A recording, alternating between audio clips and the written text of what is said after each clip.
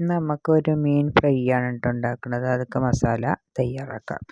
അപ്പോൾ എനിക്കിവിടെ അടവാണ് കിട്ടിയിട്ടുള്ളത്. അപ്പോൾ നിങ്ങളുടെ നാട്ടിൽ ഇതിനെന്ത് പേരാണ് പറയുക നിങ്ങൾ പറയണം, ഒന്ന് കമൻറ്റ് ചെയ്യൂ കേട്ടോ.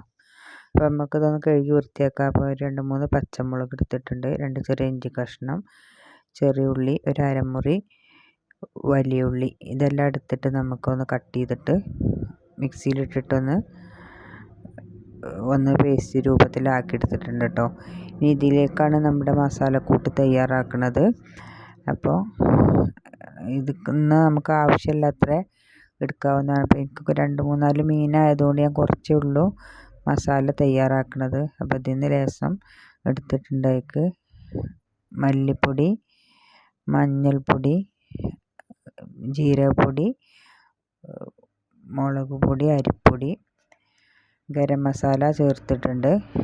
ഇനി ആവശ്യത്തിന് ഉപ്പ് കൂടെ ചേർത്തിട്ട് ലേശം വെളിച്ചെണ്ണ ഒഴിച്ചു കൊടുത്ത് പാകത്തിന് വെള്ളം ഒഴിച്ചു കൊടുത്തിട്ട് നമുക്കിതൊന്ന് പേസ്റ്റ് രൂപത്തിലാക്കിയെടുക്കാം.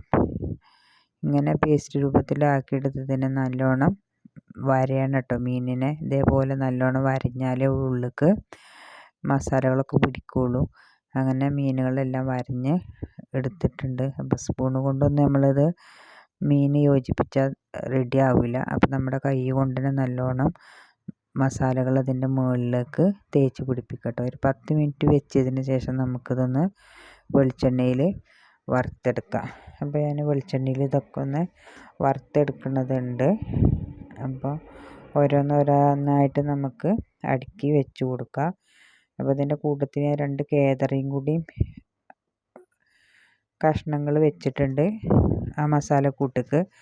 അപ്പോൾ ഏത് മീൻ വേണമെങ്കിൽ നിങ്ങൾക്ക് ഇതേ മസാലക്കൂട്ട് തയ്യാറാക്കി എടുക്കട്ടോ. അപ്പോൾ നമുക്ക് അങ്ങോട്ടും ഇങ്ങോട്ടൊക്കെ ഒന്ന് മറിച്ച് തിരിച്ചൊക്കെ ഇട്ട് കൊടുത്തിട്ട് ഒന്ന് വേവിച്ചെടുക്കാം. ഇപ്പോൾ നമ്മുടെ മീൻ നല്ല മുരിഞ്ഞ് വന്നിട്ടുണ്ട്. അങ്ങനെ ഇഷ്ടപ്പെട്ടാൽ ലൈക്ക് ചെയ്യൂ, സബ്സ്ക്രൈബ് ചെയ്യൂ.